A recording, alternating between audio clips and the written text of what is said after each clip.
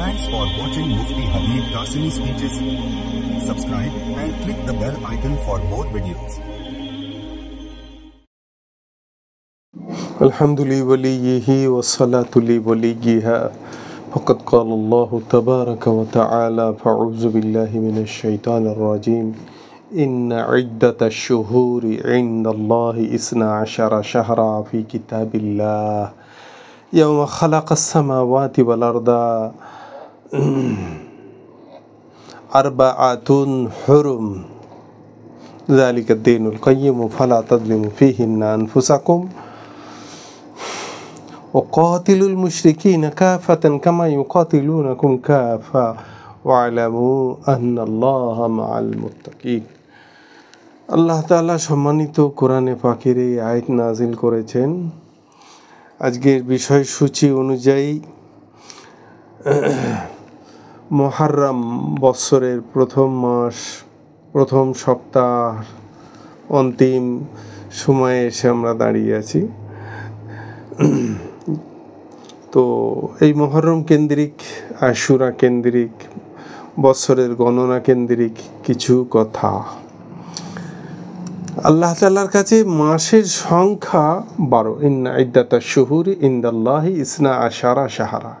যেদিন তিনি ইয়াউমা খালাকাস সামাওয়াতি ওয়াল আরদ, যেদিনকে তিনি আসমান এবং জমিন সৃষ্টি করেছিলেন, সেদিন আল্লাহর বিধানে এই মাসগুলো নির্ধারিত ছিল এবং এর মধ্যে 4টি পবিত্র মাস, মিনহা আরবাআতুন হুরুম, সম্মানিত 4টি মাস কি হচ্ছে? প্রথম তো হচ্ছে হজের জন্য 3টে মাস, একাদশ মাস হচ্ছে জিলকাদ, দ্বাদশ মাস হচ্ছে জিলহজ, আর প্রথম মাস হচ্ছে মুহররমুল হারাম। এই 3টে মাস হজের জন্য সম্মানিত। আর উমরার জন্য রজব মাস 7ম মাস, মিনহা আরবাআতুন হুরুম। আর এর মধ্যে 4টি পবিত্র মাস আল্লাহর চিরন্তন সত্য বিধান। অতএব এই মাসগুলোতে তোমরা নিজেদের ওপরে ফালা তাজলিমু ফিহিন্না আনফুসাকুম, নিজেদের ওপরে জুলুম করো না, এবং যারা আল্লাহকে বাদ দিয়ে অন্য কিছুকে উপাস্য সাব্যস্ত করে তাদের সঙ্গে যুদ্ধ করো, যেমন তারা তোমাদের সাথে যুদ্ধ করে। হে মুমিনগণ, সকলে একসাথে এবং জেনে রাখো যে আল্লাহ তাদের সাথে আছেন। ওয়ালামু আন্নাল্লাহা মাআল মুত্তাকিন, ক্ষুধাভীতি যাদের মধ্যে আছে আল্লাহ তাআলা তাদের সঙ্গে আছেন। সেই জন্যে মুহররম ও আশুরা ইসলামী ইতিহাস, ত্যাগ ও আত্মশুদ্ধির এক অমর শিক্ষা।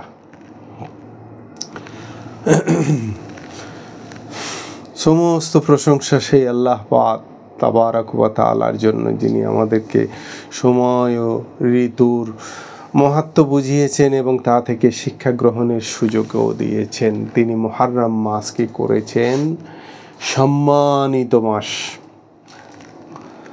বছরের সূচনা এবং আত্মশুদ্ধির একটা মৌসুম। রাসূলুল্লাহ সাল্লাল্লাহু আলাইহি ওয়াসাল্লাম আমাদের শিখিয়েছেন কিভাবে এই মাসকে মর্যাদা এবং সম্মান প্রদর্শন করতে হয়, কিভাবে এর ফজিলত অর্জন করতে হয়।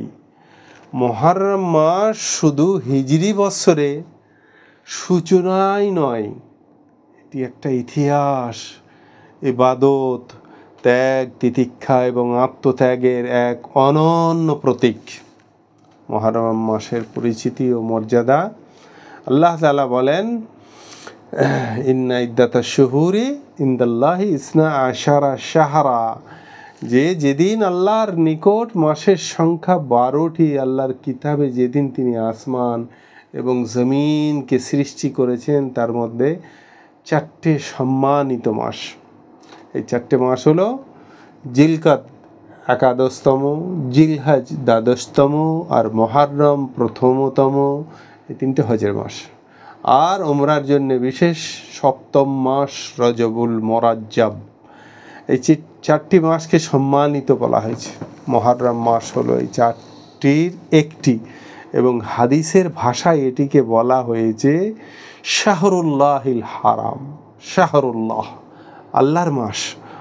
হ্যাঁ, রাসূল পাক সাল্লাল্লাহু আলাইহি ওয়াসাল্লাম বলেছেন, আফজালুস সিয়ামি বাদা রমাদান শাহরুল্লাহিল মুহাররম, রমজানের পর সবচেয়ে উত্তম রোজা হলো মুহররম মাসের এই রোজা। মুসলিম শরীফের হাদিস হচ্ছে 1163 নম্বর হাদিস। কত সম্মানিত মাসের এই মাসের রোজা। রমজানের পরে সবথেকে দামি রোজা যেটা, সেটা হচ্ছে মুহররমের রোজা। এর থেকে বোঝা যায় যে মুহররম মাসে নফল রোজা রাখা অত্যন্ত ফজিলতপূর্ণ। মুহররম মাসের গুরুত্ব আরও বেড়ে যায় আশুরার দিনের জন্যে। হ্যাঁ, হিজরি সনের সূচনা, এটা হচ্ছে হিজরতের শিক্ষা। হিজরি সনের সূচনা মুহররম মাস দিয়ে। এ মাসের সূচনা স্মারক রাসূলুল্লাহ সাল্লাল্লাহু আলাইহি সাল্লামের হিজরতের যা ছিল ত্যাগ, সংগ্রাম, ইমানের নিরাপত্তা এবং ইসলামী রাষ্ট্রের ভিত্তি স্থাপনের একটি স্মরণীয় ঘটনা। হিজরত মানে কেবল স্থান পরিবর্তন নয়, বরং একটি আদর্শিক জগৎ পরিবর্তন। এটি ছিল অন্যায় থেকে ন্যায়ের দিকে যাত্রা, কুফরি থেকে তাওহীদের দিকে আগমন। মুহররম মানে হিজরতের সূচনা। রাসূলুল্লাহ সাল্লাল্লাহু আলাইহি ওয়াসাল্লাম মক্কা ছেড়ে মদিনায় চলে গেলেন কেন? ঈমান রক্ষার্থে। আল্লাহ নবী সাল্লাল্লাহু আলাইহি ওয়াসাল্লাম ঈমান রক্ষার জন্যে মক্কা থেকে মদিনা অভিমুখে হিজরত করেছিলেন। তিনি বললেন যে তোমরা যে যেখানে থাকো তোমাদের ঈমানকে ঠিক রাখো, যেখানেই অবস্থান করো। কতজন আবিসিনিয়ায়, কতজন মক্কায়, কতজন মদিনায় চলে গেলেন। নবীজি বলছেন তোমরা যে যেখানেই থাকো না কেন, তোমরা তোমাদের ঈমানকে কি করো? সুরক্ষিত রাখো, ঠিক রাখো। আজ আমাদেরও দরকার একটা হিজরতের, গুনাহ থেকে তওবার দিকে হিজরত করা। হিজরত মানে নিজ দেশ ভূমিকে ছেড়ে চলে যাওয়া নয়, গুনাহকে ফেলে রেখে ইতাআতের দিকে, আমালের দিকে এগিয়ে যাওয়া, তওবার দিকে এগিয়ে যাওয়া। অলসতা থেকে ইবাদতের দিকে অগ্রণী ভূমিকা নিয়ে এগিয়ে চলা, অন্যায় থেকে আল্লাহর নৈকট্যতার দিকে এগিয়ে চলা। এইগুলোই তো হচ্ছে, এইগুলোই হচ্ছে একমাত্র হিজরত। আজকের মুসলমানদের উচিত এই গুনাহ থেকে তওবার দিকে এগিয়ে যাওয়ায়, এটাই হচ্ছে আসল হিজরত। কোরআন পাকের একটা আয়াত আছে, ফাস্তাগফিরু রাব্বাকুম ইন্নাহু কানা গাফফারা। আর একটা আয়াত হচ্ছে ওয়াতুবু ইলাল্লাহি তাওবাতান নাসুহা। আর একটা আয়াত হচ্ছে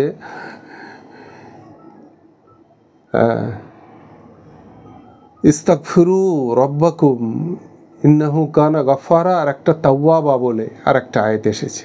সর্বাগ্রে তওবা আর ইস্তেগফারের তফাৎটা হচ্ছে বান্দা কেন্দ্রিক যে আমলটা সম্পাদন হয় তাকে বলে হয় ইস্তেগফার, আর তওবা হচ্ছে অবস্থার রূপান্তরিতকরণের যে তৌফিকটা হয় সেটা আল্লাহর পক্ষ থেকে, সেটা হচ্ছে তওবা।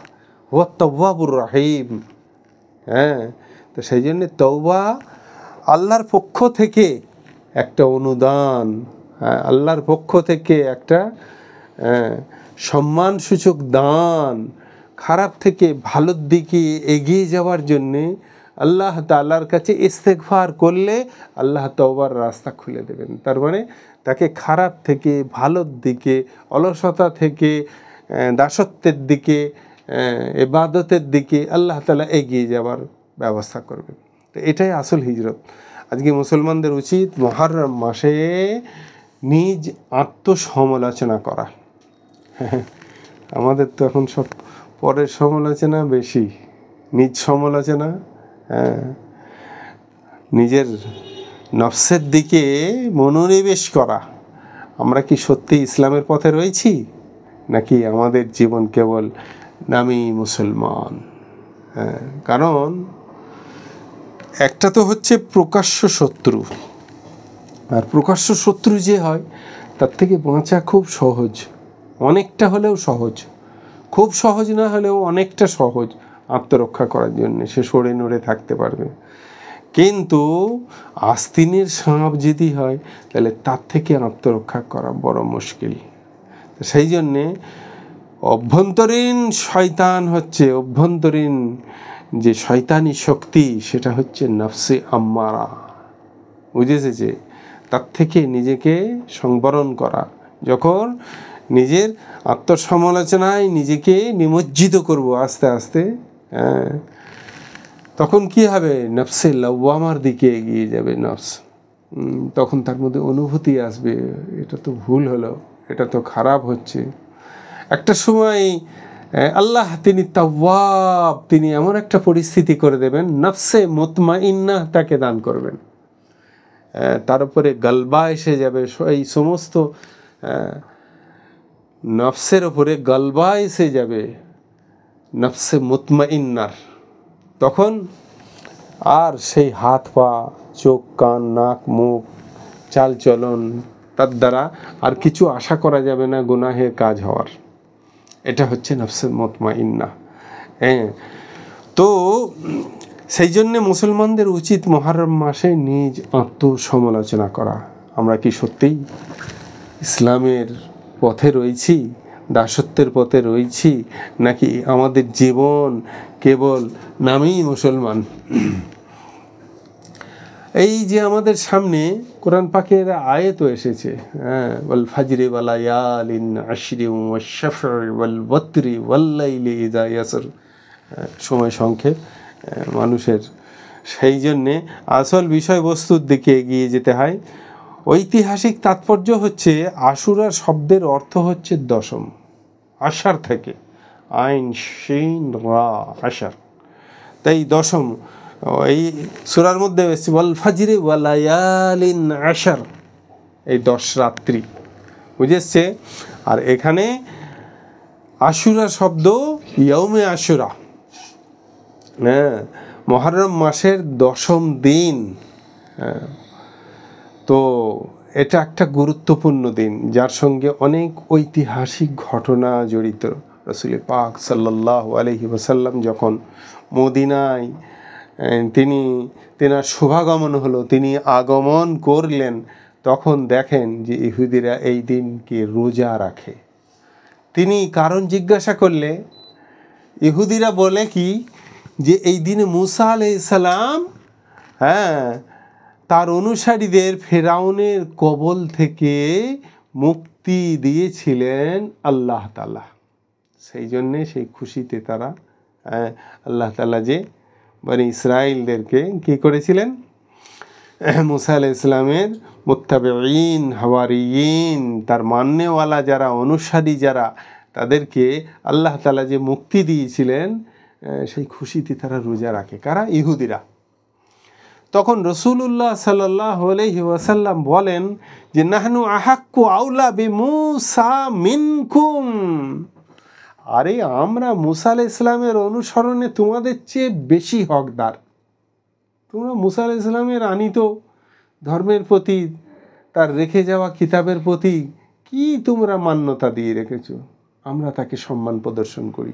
তাহলে সেই খুশি তো আমাদেরও মানাতে হবে। আমরা মুসা আলাইহিস সালামের অনুসরণে তোমাদের মতো ইহুদিদের থেকে বেশি হকদার। সেই জন্যে খালিফুল ইয়াহুদা ওয়ান নাসারা, তারা 10ই মুহররম আশুরার দিন রোজা রাখে ইহুদিরা। আর আমরা আদিষ্ট হয়েছি আল্লাহ নবী সাল্লাল্লাহু আলাইহি ওয়াসাল্লামের কাছ থেকে, খালিফুল ইয়াহুদা ওয়ান নাসারা, তোমরা ইহুদি এবং নাসারা অর্থাৎ খ্রিস্টানদের বিরোধিতা করো। তাহলে তাদের সঙ্গে রোজা রাখতে গেলে তো তাদের অনুকরণ হয়ে যায়।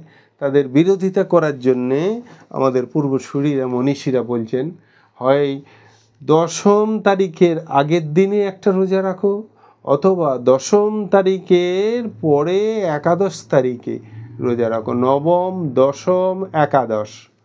হ্যাঁ, এই 3টে দিনের মধ্যে এই 10মটাকে মাধ্যম করে হয় প্রথমে একদিন রোজা রাখো, নবম 10ম করো, অথবা এই 10মটাকে মাধ্যম করে 10ম, 11 মহররম রোজা রাখো।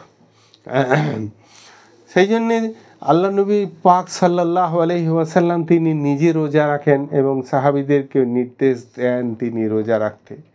বুখারী শরীফের মধ্যে এসেছে 3943 নম্বর হাদিস এবং সহিহ মুসলিম শরীফের মধ্যে এসেছে 1130 নম্বর হাদিস। ইবনে আব্বাস রাদিয়াল্লাহু তাআলা আনহু থেকে বর্ণিত, রাসূল পাক সাল্লাল্লাহু আলাইহি ওয়াসাল্লাম তিনি বলেছেন, আশুরার দিন রোজা রাখো, এ ব্যাপারে ইহুদিদের সাথে মতবিরোধ করো, খালিফুল ইহুদ, এবং এর আগের দিন অথবা পরের দিন রোজা রাখো। মুসনাদে আহমদ ইবনে হাম্বল এর মধ্যে 2154 নম্বর হাদিস। আল্লাহর পাক নবী সাল্লাল্লাহু আলাইহি সাল্লাম আরও বলেন যে সিয়ামু ইয়াউমি আশুরা ইন্নী আহতাসিবু আলাল্লাহি আন ইউকাফিরা সানাতাল্লাতী ক্বাবলাহু। আশুরার রোজার বিগত 1 বছরের গুনাহকে মোচন করে। সহিহ মুসলিম শরীফের হাদিস নম্বর হচ্ছে 1162 নম্বর হাদিস। এদিকের 1 বছর ওদিকের 1 বছর এরকম নয়। হাদিসে পাকের মধ্যে এসছে সিয়ামু ইয়াউমি আশুরা ইন্নী আহতাসিবু আলাল্লাহি আন ইউকাফিরা সানাতাল্লাতী ক্বাবলাহু। তোমার বিগত বছরের গুনাহ সমূহকে আল্লাহ তাআলা সব মাফ করে দেবেন। আশুরার রোজা বিগত 1 বছরের গুনাহ মোচনের এটা একটা আমাদের জন্যে খুব বড় সুখবর। তো ভাবুন, তো একদিনের একটি নফল রোজা কিন্তু ফলাফল 1 বছর যাবৎকালের গুনাহ মোচন। গুনাহ সব আল্লাহ তাআলা ইস্তেগফারের সঙ্গে সঙ্গে, এই রোজার সঙ্গে সঙ্গে আল্লাহ তাআলা সব মাফ করে দেবেন। এই সুযোগ আপনি আমি কেন ছাড়ব? তাই উত্তম হলো 9-10 মুহররম বা 10-11 অর্থাৎ নবম 10ম অথবা 10ম 11 মুহররম রোজা রাখুন এবং গুনাহ মুক্ত জীবনের পথে ফিরে আসুন। বাজারে প্রচলিত 12 চাঁদের ফজিলত নামক বইয়ে মুহররম মাসের বিভিন্ন দিনের রোজা ও আশুরার দিনের রোজার ফজিলত সম্পর্কে যে সমস্ত কথা বলা হয়েছে, ওই বইয়ের মধ্যে সেগুলোর একটারও কোনো ভিত্তি নেই। রাসূল পাক সাল্লাল্লাহু আলাইহি ওয়াসাল্লাম বলেন যে মান ওয়াসা আলা আয়ালিহি ফি নাফাকাতি ইয়াউমি আশুরা ওয়াসা আল্লাহু আলা সাইরিস সানা আলা সাইরা সানাতিহি। যে ব্যক্তি আশুরার দিন নিজ পরিবার পরিজনের জন্য উদার হস্তে খরচ করবে, আল্লাহ তাআলা গোটা বছর উদার হস্তে তাকে দান করবেন। মিশকাতুল মাসাবির 1926 নম্বর হাদিস। পরকে দান করলে যেমন সওয়াব হয়, নিজের বউকে দান করলেও তার থেকে বেশি সওয়াব হবে। পরকে দান করলে যেমন সওয়াব হয়, নিজের বাচ্চাদের দান করলেও তার থেকে বেশি সওয়াব হবে। অজান্তে মানুষকে দান করার থেকে নিজের পরিচিতি গোরাবাদের মাঝখানে দান করা বেশি সওয়াবের কারণ।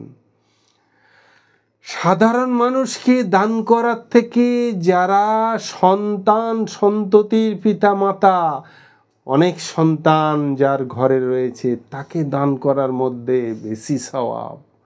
আর তার সঙ্গে সঙ্গে যারা শিক্ষানিবেশ জীবনযাপন করছে, পড়াশোনা করছে, চাই কোরআনের হোক, হাদিসের হোক, জেনারেল এডুকেশন হোক, যে কোনো পড়াশোনার মধ্যে রয়েছে মুসলিম ছেলেমেয়েরা, তাদেরকে সহযোগিতা করা আরও বেশি সওয়াবের অধিকারী। তো সেই জন্যে খরচা খুব বেশি করে করা, সেখানে অন্ধকারে খরচা করার থেকে নিজের জ্ঞাততায় খরচা করা বেশি স্বভাব। সেই জন্যে আমাদের দিনী শিক্ষার যে সমস্ত প্রতিষ্ঠান মাদারিসগুলো সেগুলোর পেছনে খরচা করা অতি অতি উত্তম জিনিস। হ্যাঁ, তো আল্লাহ তাআলা সারা বৎসরের কি করবেন, হাত খুলে মুক্ত হস্তে আপনাকে আল্লাহ তাআলা দান করবেন। একটা দিন আপনি আপনার বাচ্চাদের জন্য হাত খুলে দেন, হ্যাঁ, তাদের কাছে পার্সটা দিয়ে বলেন তোদের যা ভালো লাগে নে আর যা ইচ্ছা কেনাকাটা কর। সারা বছর কে দেবে? আপনি একদিন দেবেন, আর সারা বছর কে দেবে? আল্লাহ তাআলা আপনাকে হাত ভরে মুক্ত হস্তে আল্লাহ তাআলা আপনাকে মান ওয়াসসা আলা আয়ালিহি ফিন নাফাকাতি ইয়াউমি আশুরা ওয়াসসা আল্লাহু আলা সাইরা সানাতিহি, বছর ভরের জন্য আল্লাহ তাআলার দান কেমন দান জানেন তো? ছাপ্পড় ফাড়কে আতা হয়। তো সেই জন্যে মুক্ত হস্তে আল্লাহ তাআলা আপনাকে বছর ভোর দান করবে। যদিচ ইমাম বাইহাকি রহমতুল্লাহ আলাইহি এই হাদিসটিকে দুর্বল বলেছেন, কিন্তু এটা ফজিলতের ব্যাপারে দুর্বল হাদিস প্রযোজ্য, এটাকে গ্রহণ করা যাবে। মুহাদ্দিসিনদের কাছে সর্বসম্মতি যে এই দুর্বল হাদিসগুলো ফজিলতের ক্ষেত্রে ব্যবহার করা সঙ্গত। বুখারীর আরও একটি হাদিসে পাওয়া যায় 1592 নম্বর হাদিসে আম্মাজান সিদ্দিকা আয়েশা রাদিয়াল্লাহু তাআলা আনহা হতে বর্ণিত, তিনি বলেন রমজানের রোজা ফরজ হওয়ার পূর্বে মুসলিমগণ আশুরার রোজা পালন করতেন। সেই দিনই কাবা ঘরের গিলাফ আবৃত করা হতো। তারপর আল্লাহ তাআলা রমজানের রোজা ফরজ করলেন। তখন আল্লাহ রসুল সাল্লাল্লাহু আলাইহি ওয়াসাল্লাম বললেন যে আশুরার রোজা যার ইচ্ছা সে পালন করবে, আর যার ইচ্ছা সে ছেড়ে দেবে। মন গেলে করবে, না মন গেলে করবে না। এই দিনকে বাইতুল্লাহর কি করা হতো? গিলাফ উন্মোচন করা হতো। বলে সব মসজিদে তাহলে আমরা গিলাফ লাগাবো? আরে না, এটা নবীজির দাদির সুন্নত। আল্লাহর পাক নবী সাল্লাল্লাহু আলাইহি সাল্লামের আব্বাজান যখন হারিয়ে গিয়েছিলেন, তখন তো না দাদিমা মানত করেছিলেন, হে আল্লাহ, যদি আমার ছেলেকে খুঁজে পাই তাহলে তোমার ঘরকে আবৃত করব, আবরণী যুক্ত করব। তো হযরতে আব্দুল্লাহকে যখন পেয়ে গেলেন, তো সেই জন্যে নবীজির দাদি মোগাল্লাফ করে দিলেন কাবা শরীফকে। হ্যাঁ, তো সেই জন্যে ওটা কাবার জন্য সম্মানের, আর সেটা সেইভাবেই আমাদের মনীষীদের হাত দিয়ে চলে আসছে। সেটার অনুকরণ করে কখনো কবরের ওপরে গেলাফ চাপাবো, কখনো মাজারের ওপরে গেলাফ চাপাবো। হ্যাঁ, অনেক সময় দেখা যায় যে জানাজার যে খাটিয়ার ওপরে লাশ নিয়ে যাওয়া হয় তার ওপরে গেলাফ চাপিয়ে দিয়েছি। আরে বাবা, তার উপরে আমি দেখছি কলমা লেখা আছে কোরআন শরীফের, কুল্লু নফসিন যায়কাতুল মাউত আইনামা তাকুনু ইউদরিকুমুল মাউত ওয়ালাউ কুনতুম ফি বুরুজিম মুশাইয়াদা, এরকম সব কোরআন শরীফের আয়াত লেখা আছে। সেই গিলাফ তার উপরে চাপানো লাশের উপরে। আরে বাবা, খতরনাক জিনিস। লাশ তো ইনফেক্টেড হয়, লাশ থেকে পানি, রস, রক্ত, পুঁজ অনেক কিছু নিঃসৃত হতে পারে। আর কোরআন শরীফের আয়াত যার উপরে লেখা আছে সেইটা লাশের উপরে চাপানো শরীয়ত অনুমোদন কি করে করে? একদম নয়। আপনার যদি লাশটা ঢেকে নিয়ে যেতে হয়, তাহলে তো সবথেকে ভালো জিনিস হচ্ছে আপনার বাড়িতে মোটা বিছানার চাদর থাকলে, গুলি সুতোর যে সমস্ত চাদরগুলো হয়, এই চাদরগুলো চাপা দিয়ে নিয়ে যাবেন।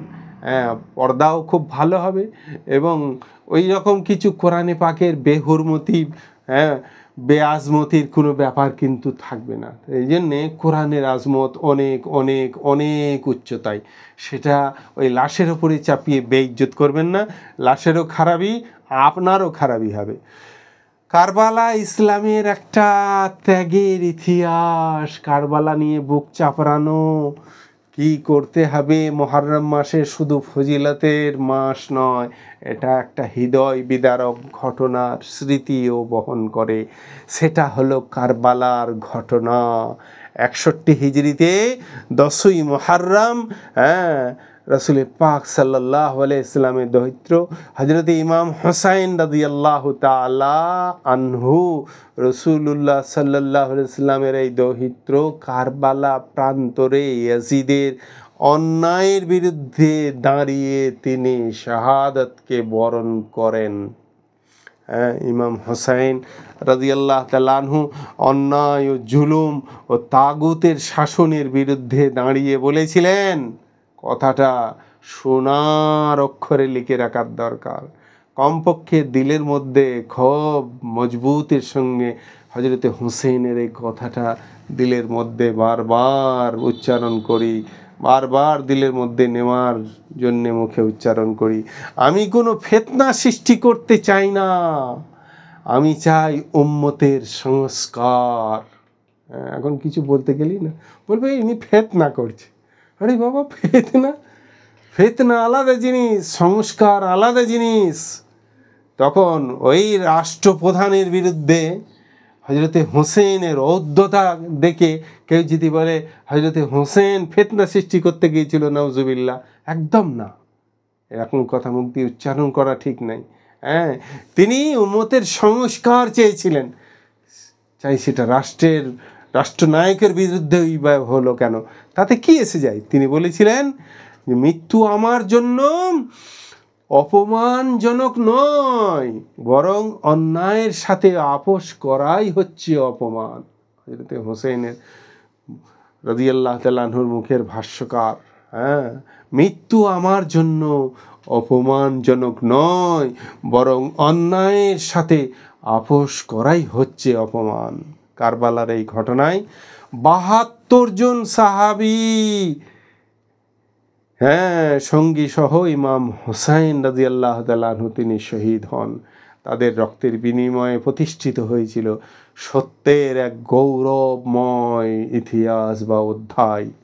কারবালার শিক্ষা হচ্ছে আমাদের যে 4টে জিনিস শেখায়, সেই 4টে জিনিসের প্রথমত হচ্ছে সত্য প্রতিষ্ঠার জন্য জীবন দেওয়াও একটা গর্বের বিষয়, সত্যকে ইস্তেকামত আনার জন্যে বা করার জন্যে জীবন দেওয়াটাও একটা গৌরবের বিষয়। দ্বিতীয় বিষয় হচ্ছে অন্যায়ের সাথে আপোষ করা, ইসলামের সাথে বা ইসলামের পথে বেয়াদবি করা।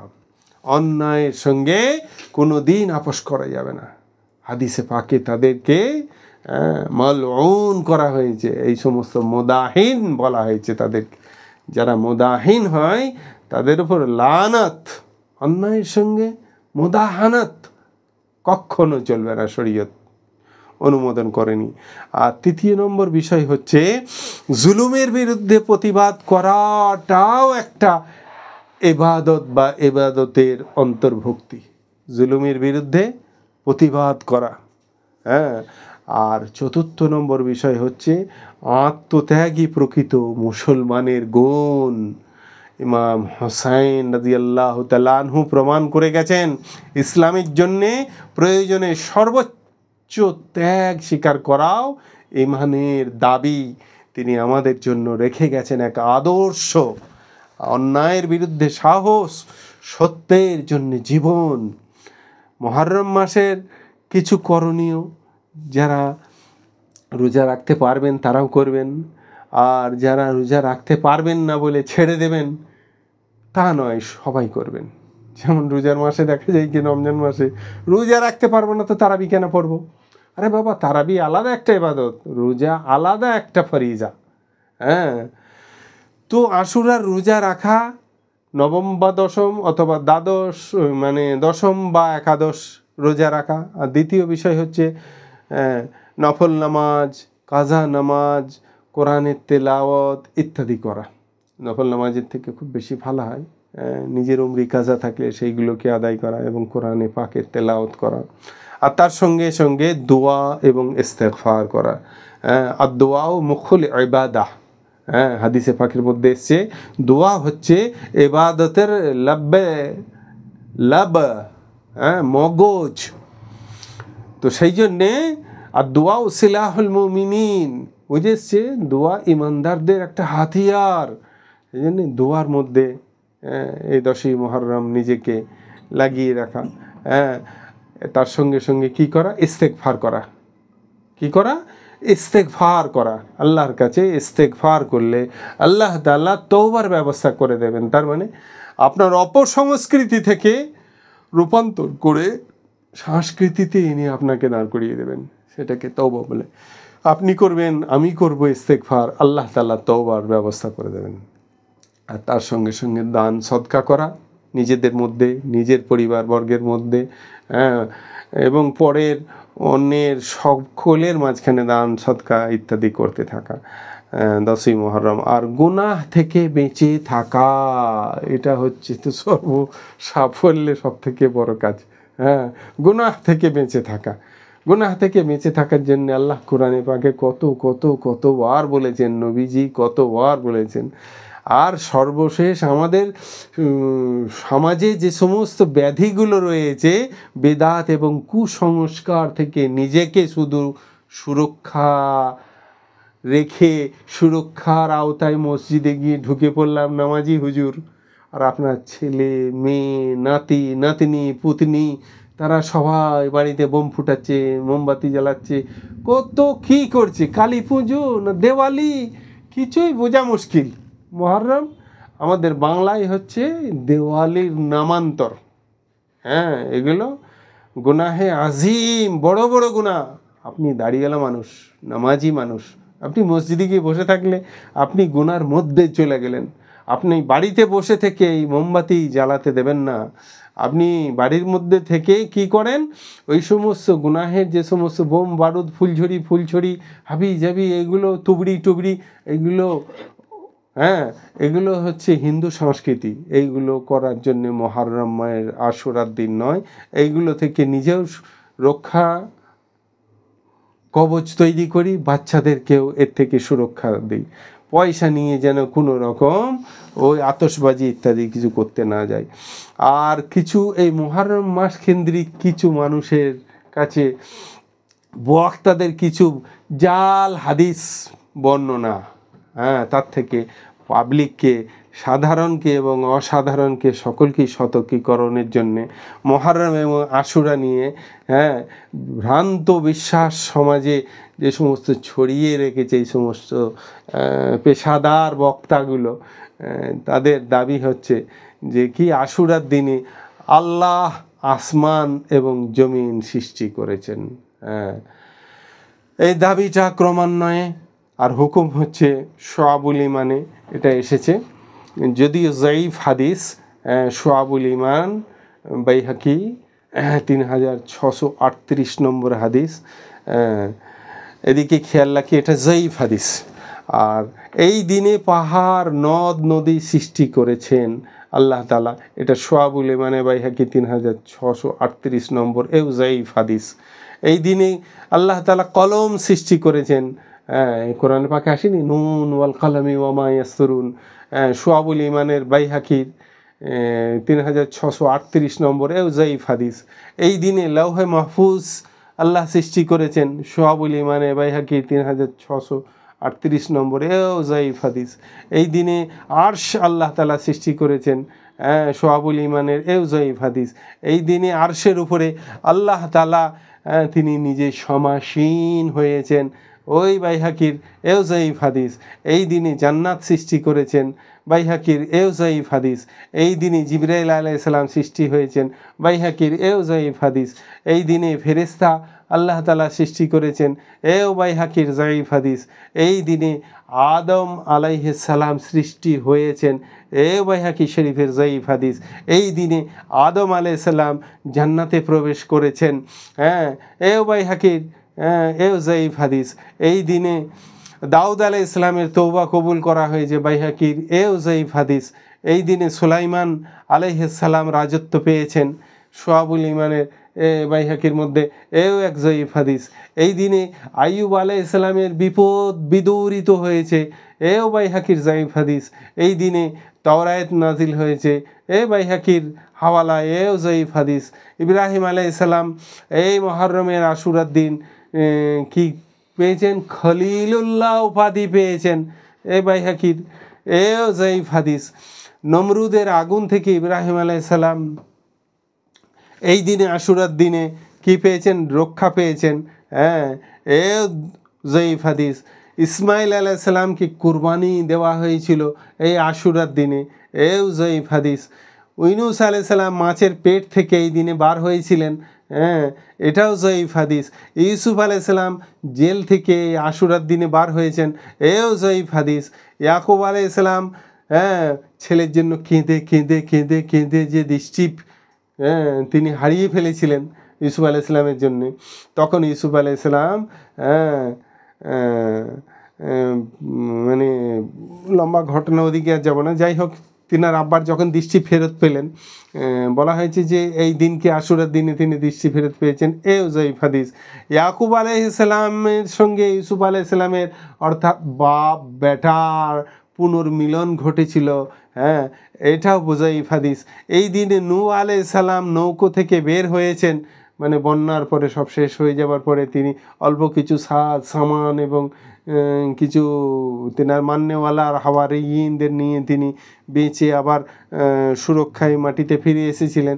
এও সহিহ হাদিসে এর খানিকটা ইঙ্গিত আছে বটে, এটা জয়ীফ হাদিস বলা যাবে না। আর রসুল পাক সাল্লাল্লাহু আলাইহি ওয়াসাল্লাম জন্মগ্রহণ করেছেন আশুরার দিনে, এর সপক্ষে দাবির কোনো সহিহ হাদিসের প্রমাণ পাওয়া যায় না। কিয়ামত সংঘটিত হবে, হ্যাঁ, বুঝে এসেছে এই আশুরার দিনে। সেই দিনটা যে হাদিসের উল্লেখ করা হয়, কোনো নির্দিষ্ট এর তথ্য তো জানা অসম্ভব ব্যাপার। আল্লাহ তাআলা বলেই দিয়েছেন, ইন্নাল্লাহা ইনদাহু ইলমুস সাআহ, কোরআন পাকের মধ্যে পরিষ্কার ভাষায় আল্লাহ বলেছেন কবে কিয়ামত হবে আল্লাহ তাআলা জানেন। তো সেই জন্যে এটা হাদিস কি করে হতে পারে? রাসূলুল্লাহ সাল্লাল্লাহু আলাইহি সাল্লামের বিখ্যাত হাদিস, যা বিদআতের বিরুদ্ধে কঠিন সতর্কবাণী। তো সেই জন্য আন জাবির রাদিয়াল্লাহু তাআলা আনহু قال كان رسول الله صلى الله عليه وسلم إذا خطب احمرت عيناه وعلى صوته واشتد غضبه كأنه منذر جيش يقول أما بعد فإن خير الحديث كتاب الله وخير الهدي هدي محمد وشر الأمور محدثاتها وكل بدعة ضلالة। সহিহ মুসলিম শরীফের হাদিস 867 নম্বর। রাসূল পাক সাল্লাল্লাহু আলাইহি ওয়াসাল্লাম বলতেন, সর্বোত্তম কথা হলো আল্লাহর কিতাব এবং সর্বোত্তম পথ হলো মুহাম্মদ সাল্লাল্লাহু আলাইহি সাল্লামের পথ, আর নিকৃষ্টতম বিষয় হলো দিনের মধ্যে নতুন সংযোজন অর্থাৎ বেদাত, আর প্রত্যেক বেদাতই হলো ভ্রান্তি। আরেকটি হাদিসে নবী পাক আলাইহিস সালাতু ওয়াস সালাম বলেছেন, মান আহদাসা ফি আমরিনা হাদা মা লাইসা ফিহি ফাহুয়া রাদ্দ। এও মুসলিম শরীফের এবং বুখারী শরীফে দু জায়গাতেই এসেছে, মান আহদাসা ফি আমরিনা হাদা মা লাইসা ফিহি ফাহুয়া রাদ্দুন, 2697 নম্বর বুখারী শরীফে। আর 1718 নম্বর হাদিস মুসলিম শরীফের মধ্যে এসেছে, যে ব্যক্তি আমাদের এই দ্বীনের মধ্যে এমন কিছু নতুন সৃষ্টি করে যা তার অন্তর্ভুক্ত নয়, সেটা খ্যাত বা অগ্রহণযোগ্য। আর তার মানে হচ্ছে যে ইসলাম বেদাত, স্পষ্টভাবে ইসলামে বেদাত বিষয়টা নিষিদ্ধ। মান কাযাবা আলাইয়া মুতাআম্মিদান ফালিয়াতাবাওয়া মাকআদাহু মিনান নার।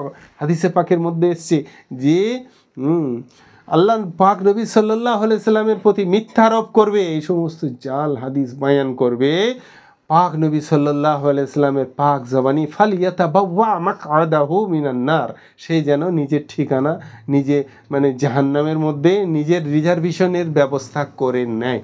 এখন থেকে রিজার্ভেশন পাওয়া যেতে পারে জাহান্নামের জন্য, সেটা আল্লাহ নবী সাল্লাল্লাহু আলাইহি সাল্লাম পরিষ্কার বলে দিয়েছেন। কিভাবে? মান কাদিবা আলাইয়া মুতাআম্মিদান, ইচ্ছাকৃতভাবে যে আল্লাহর নবীর প্রতি মিথ্যা আরোপ করবে, কোনো এরকম জাল মিথ্যা হাদিস বর্ণনা করবে, ফালিয়াতাবাওয়া মাকআদাহু মিনান নার, সে তার জন্য জাহান্নামের মধ্যে রিজার্ভেশন হয়ে যাবে। আর সেখানে রিজার্ভেশন মানে আর নতুন করে কিছু করতে হবে না। ইসলামের নতুন কোনো ইবাদত রীতি ধর্মীয় উদযাপন চালু করাটাই হচ্ছে বেদাত। বেদাত কাকে বলে আবার একবার শুনে নিই। ইসলামে নতুন কোনো ইবাদত রীতি ধর্মীয় উদযাপন এই সমস্ত কিছু চালু করাটাই হচ্ছে বেদাত। বেদাত মানে রসুল পাক সাল্লাল্লাহু আলাইহি ওয়াসাল্লাম ও সাহাবীদের যুগে না থাকা এমন দিনই কাজ যা এখন ইবাদত হিসেবে চালু হয়েছে, এটা কি বলে বেদাত। আর রসুল পাক সাল্লাল্লাহু আলাইহি ওয়াসাল্লাম স্পষ্টভাবে বলেছেন প্রত্যেক বেদাত ভ্রান্তি এবং প্রত্যেক ভ্রান্তি মানুষকে জাহান্নামের দিকে নিয়ে যায়। আর প্রত্যেক বেদাত ভ্রান্তি আর প্রত্যেক ভ্রান্তি জাহান্নামের দিকে নিয়ে যায়। এটা মুসলিম শরীফের হাদিস। বর্তমান প্রেক্ষাপটে মুহররমের শিক্ষা হচ্ছে আজকের বিশ্বে মুসলমানরা জুলুমের শিকার, ফিতনার সম্মুখীন। মুহররম মাস আমাদেরকে শেখায় সাহসী হতে হবে, সত্যের পক্ষে দাঁড়াতে হবে, ঈমান ধরে রাখতে হবে। ইমাম হুসাইন রাদিয়াল্লাহু তাআলা আনহু যদি জালিমদের বিরুদ্ধে নির্ভয়ে দাঁড়াতে পারেন, তবে আমরাও পারি নিজ নিজ অবস্থানে অন্যায় ও দুর্নীতির বিরুদ্ধে কথা বলতে, ইসলামী আদর্শ রক্ষা করতে নিজেদেরকে তৈরি করে তুলতে হবে। আর সর্বশেষ উপসংহার এটাই বলতে হয় যে মুহররম মাসে হলো আত্মশুদ্ধির মাস, তাজকিয়ার মাস, ত্যাগের মাস, সত্যকে প্রতিষ্ঠিত করার মাস। আশুরার দিনটা হচ্ছে আমাদের শেখায় যে সত্য এবং ন্যায়ের জন্যে জীবনও বিলিয়ে দিতে হয়। এটি শুধুমাত্র শোক সন্তপ নয়, বরং চেতনার একটা দীপ্ত প্রদীপ। আল্লাহ তাআলা আমাদের সকলকে সেই রকম সমঝ বুঝ দান করুন এবং এই সমস্ত যে সমস্ত আমালগুলোর কথা বলা হলো সেগুলো আমাদের এবং আমাদের গৃহস্থ সকলের মধ্যে সেইগুলো ফুটিয়ে তোলার তৌফিক দান করুন। ওয়া আখিরু দাওয়ানা আনিল হামদুলিল্লাহি রাব্বিল আলামিন ওয়াসসালাতু ওয়াসসালামু আলা সাইয়্যিদিল আমবিয়া ওয়া জামিউল মুরসালিন ওয়ালহামদুলিল্লাহি ইয়া রাব্বিল আলামিন।